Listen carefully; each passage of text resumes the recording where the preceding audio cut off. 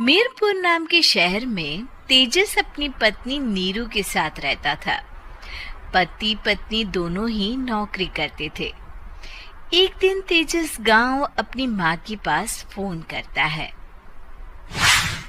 Hello, प्रणाम माँ। जीते रहो माँ, तुम दादी बनने वाली हो हैं? अरे वाह, ठीक है बेटा, मैं कल ही आती हूँ।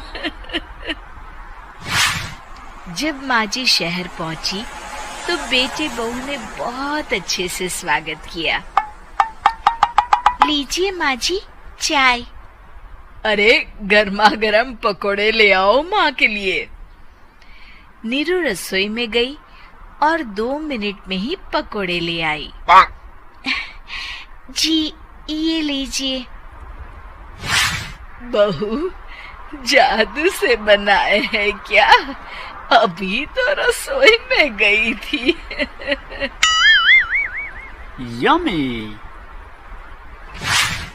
माँ जी, शीला रसोई में पकोड़े तल रही है, मैं बस लेकर आई।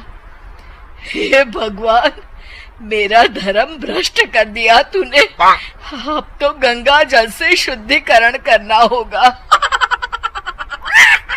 दूसरे दिन, माँ जी मैंने नाश्ता बना दिया है, ऑफिस जा रही हूँ। पर अभी तो घर का सारा काम पड़ा है। शीला आती ही होगी, झाड़ू पोछा बर्तन कपड़े वो सब कर लेगी।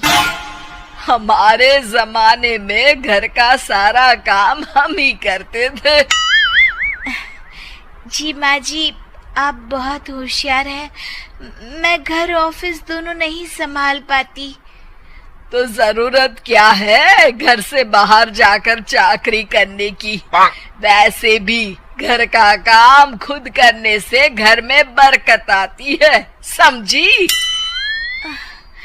पर माँ जी, पर वर कुछ नहीं, इस महीने की पगार मिले फिर ऑफिस बंद। हाँ। रात को नीरू तेजस से कहती है, सुनिए जी, माँ जी बोल रही थी कि मैं नौकरी छोड़ दूं। वैसे ठीक ही तो है, अभी तुम्हें आराम की जरूरत है। फिर भी आराम कहाँ, शीला को छुड़ाने के लिए बोल रही थी। तो अब 24 घंटे में इतना काम तो कर ही सकती हो। पर जॉब पसंद है मुझे, घर पर मन नहीं लगेगा। अगले दिन जब दोनों ऑफिस के लिए निकल रहे थे, मेरी तो कोई कीमत ही नहीं है इस घर में। माँ जी, आजकल महंगाई बहुत है, रहन सहन भी बदल गया है।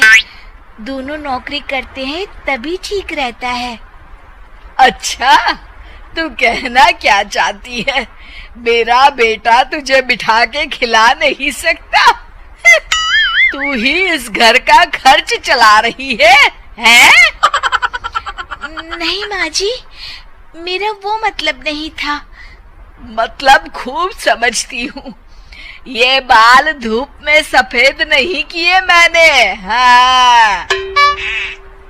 अब तो ये रोज का काम हो गया था। तेजस भी रोज की झिकझिक से परेशान हो गया था। एक दिन उसने कहा, नीरू, वैसे भी तुम्हें मैटरनिटी लीव मिलने वाली है, तो अभी से ही छुट्टी ले लो।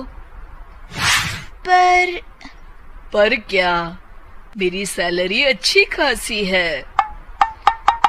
आखिर नीरू ने रिजाइन कर दिया। जब बच्चा हुआ तो घर में सब बहुत खुश हुए। कुछ दिनों बाद तेजस फाइल देख रहा था। क्या हुआ तेजस, कुछ परेशान लग रहे हो? अब हाँ, वो हमारी जितनी सेविंग्स थी वो तो हॉस्पिटल में और छठी के फंक्शन में खत्म हो गई है नीरू। और अभी वैसे मंदी चल रही है तो मैं बोल रही थी कल मुन्ना को हेपेटाइटिस का टीका लगवाना है। नीरू, क्या पोस्टपोन नहीं कर सकते? नहीं जी, बिल्कुल नहीं। अब तेजस को समझ में आ रहा था कि उससे गलती हुई है। पैसों की कमी का असर घर के माहौल पर भी पड़ रहा था। अगले दिन, बेटा मेरा चश्मा और ये दवाइयाँ ले आना, पर्चा देते हुए माँ जी ने कहा। जी। तेजस, मुन्ना के लिए दूध का डिब्बा और डायपर भी ले आना, और ये किराने के सामान की लिस्ट है, इसे भी लाना है। तेजस गुस्से में लिस्ट मरोड़ कर फेंकता है और चिल्लाता है, पैसे क्या पेड़ पर उगते हैं? ये ले आना, वो ले आना। अरे पर ये जरूरत का सामान ही है। वो गुस्से में बिना कुछ कहे ऑफिस चला गया। अरे लंच तो ले जाइए। नीरू दौड़कर डिब्बा पकड़ाती है। एक दिन खाना खाने के बाद, नीरू, अब तो मुन्ना कुछ बड़ा हो गया, तो अब तुम वापस ज्वाइन कर लो ना जॉब। पर इस रिसेशन में जॉब मिलना बहुत मुश्किल है। ट्राई तो करो। फिर मुन्ना? माँ जी है ना, और एक फुल टाइम मेड भी लगा लेंगे। पर माँ जी, उन्हें तो पसंद नहीं।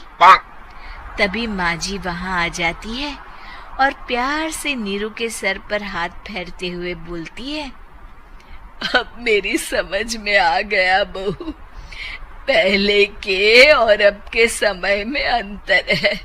तुम काम शुरू करो, मुन्ना की जिम्मेदारी मेरी।